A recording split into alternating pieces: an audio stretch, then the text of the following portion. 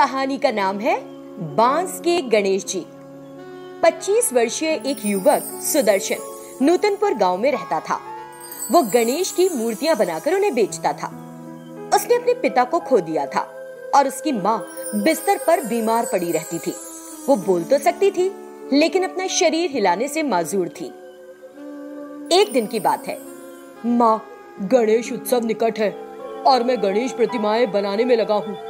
जैसे ही पैसे मिलेंगे तुम्हें एक बड़े अस्पताल ले जाऊंगा। ठीक है बेटा, किसी के साथ बहस में नहीं पड़ना, बस अपने काम पर ध्यान देना। हम दोनों का एक दूसरे के अलावा और कोई सहारा नहीं है ना? हाँ माँ, मैं ऐसा ही करूंगा। तभी काशी नाम का एक व्यक्ति आता है। वो उस गांव के सरपंच जगन राम का नौकर था। काशी सुदर्शन को बताता है कि गांव का सरपंच उसे बुला रहा है। सुदर्शन अपनी माँ से विदा लेता है और गांव के सरपंच की कोठी पर आता है। सुदर्शन, तुम तो जानते ही हो कि हमारा गांव कोरोना महामारी से पीड़ित है, तो क्या गणेश उत्सव करना जरूरी है? बोलो। सरपंच जी, किसी भी मुसीबत से हमें भगवान ही तो उबारते हैं। देवताओं के देव गणेश जी, उन्हें सब कुछ पता है। अगर हम उत्सव नहीं मनाते तो वे नाराज हो जाएंगे। सारा पर्यावरण पहले से ही प्रदूषित है। तुम लोग रसायनों और रंगों का उपयोग करते हो जो पृथ्वी, जल और वायु में मिल जाता है। ऐसा करने से सब खराब हो रहा है। मालिक, यही मेरी रोजी रोटी है। अगर मुझे मेरे काम से रोका जाएगा तो मुझे बताइए कि मैं कैसे जीवित रह सकूंगा। बिस्तर पर पड़ी अपनी माँ की देखभाल कैसे करूंगा? सरपंच जगन राम सुदर्शन के अनुरोध के बारे में सोचने लगा। सुदर्शन असमंजस में था कि सरपंच हाँ कहेगा या ना। वो मनी मन सोचता है कि अगर सरपंच ना कहता है तो वो कैसे इस बार आमदनी का जरिया बनाएगा। अच्छी तरह सोचने के बाद सरपंच एक नतीजे पर पहुंच गया और उसने सुदर्शन से कहा, हम गणेश उत्सव जरूर मनाएंगे, लेकिन सुदर्शन, तुम गणेश की ऐसी मूर्तियां तैयार करो जिससे पर्यावरण का कोई नुकसान न हो। सरपंच की सलाह से सुदर्शन प्रसन्न होता है। वो अपने घर लौटता है और गंभीरता से इसके बारे में सोचने लगता है। अंत में वो गणेश की मूर्तियों को बांस से बनाकर बेचने का निर्णय लेता है। वो एक तेज धार चाकू लेता है और जंगल में जाता है और बांस काट के लाता है। फिर वो दिन रात लगातार काम करता है और बांस के गणेश तैयार करता है। बांस की गणेश मूर्तियों के बारे में पता चलने पर आसपास के गांव के लोग सुदर्शन के पास आते हैं और बांस की गणेश प्रतिमाएं खरीदते हैं। सुदर्शन को अच्छा व्यवसाय मिलता है और उसकी अच्छी कमाई होती है। कुछ दिनों में गणेश उत्सव आ गया। गांव में गणेश प्रतिमा स्थापित हुई। सबसे पहले सरपंच ने पूजा की और भगवान को नारियल और प्रसाद चढ़ाया। हे देवताओं के नेता गणेश, ये आपकी जिम्मेदारी है। हमने आप पर विश्वास किया और इस विश्वास के साथ आपकी पूजा की कि आप हमें सभी कठिनाइयों से दूर रखेंगे। सरपंच पूजा के बाद वहां से चले गए। सभी ग्रामीण बांस से बने गणेश की पूजा करते हैं। कुछ दिनों के बाद बरसात के मौसम में चक्रवात के कारण 2-3 दिनों तक भारी बारिश होती है। क्योंकि उनका गांव नूतनपुर निचले इलाके में था, इसलिए बाढ़ के आने की आशंका थी और सभी गांव वाले डर के साए में अपने दिन काट रहे थे। तभी एक दिन सुंदर नाम का एक व्यक्ति गांव के बीचों बीच खड़ा होकर एक घोषणा करता है। हमारे गांव के सरपंच ने सभी से सावधान रहने का अनुरोध किया है। पिछले 3 दिनों से हो रही भारी बारिश के कारण हमारे गांव में बाढ़ और पानी भर जाने की आशंका है। सभी को सलाह दी जाती है कि सावधान रहें। घोषणा के बाद सभी ग्रामीण सावधानी पूर्वक अपने घरों में रहते हुए भगवान गणेश की आराधना करते रहे। आखिर गांव पर बाढ़ का हमला होता है और कई लोग इसमें बह भी जाते हैं। तब अचानक गांव में स्थापित बांस गणेश असली गणेश में बदल गए। भगवान गणेश अपनी शक्ति से वर्षा को रोकते हैं और बाढ़ का खतरा दूर हो जाता है।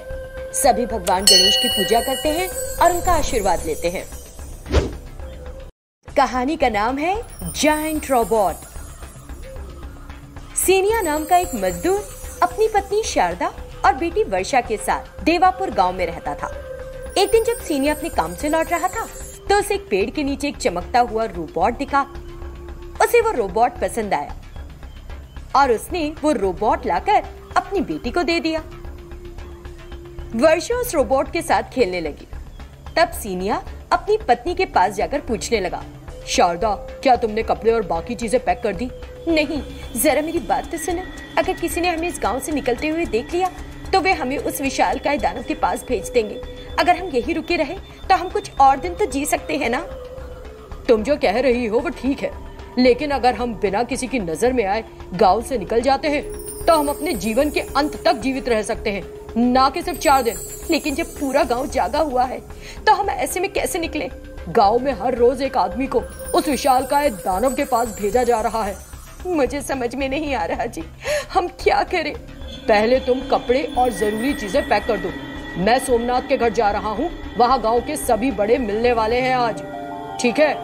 मैं भी तुम्हारे साथ आऊंगी, वरना पता नहीं सब लोग क्या सोचेंगे। पिताजी, मैं नहीं आना चाहती।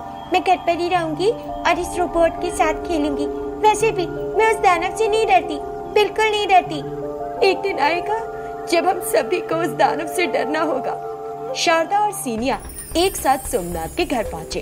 वहाँ सोमनाथ बहुत चिंतित था और उसकी पत्नी शकुंतला रो रही थी। गांव के सरपंच चमनलाल और 3-4 और लोग भी वहाँ थे। जल्दी तैयार हो जाओ, वो दानव भोजन के लिए चीख रहा है। सोमनाथ का पुत्र रामप्रसाद नए कपड़े पहने कमरे से बाहर निकला। उसने हाथ जोड़कर सभी का अभिवादन किया और गांव से निकलकर पहाड़ी की ओर चल दिया। पहाड़ी के पास वो विशालकाय दानव जोर जोर से गुर्रा रहा था। रामप्रसाद खुशी खुशी उसके पास गया और वो दानव रामप्रसाद को खा गया। एक रात सीनिया, शारदा और वर्षा ने सबकी नजरों से बचकर गांव से भागने की कोशिश की और सोचा कि उन पर किसी का ध्यान नहीं गया। लेकिन गांव के चौकीदार रमैया ने तीनों को देख लिया और जाकर सरपंच को इसकी सूचना दी। अब उनके पास बचने का कोई रास्ता नहीं था। सीनिया और शारदा ने वर्षा को विशाल के पास भेजने की तैयारी शुरू कर दी।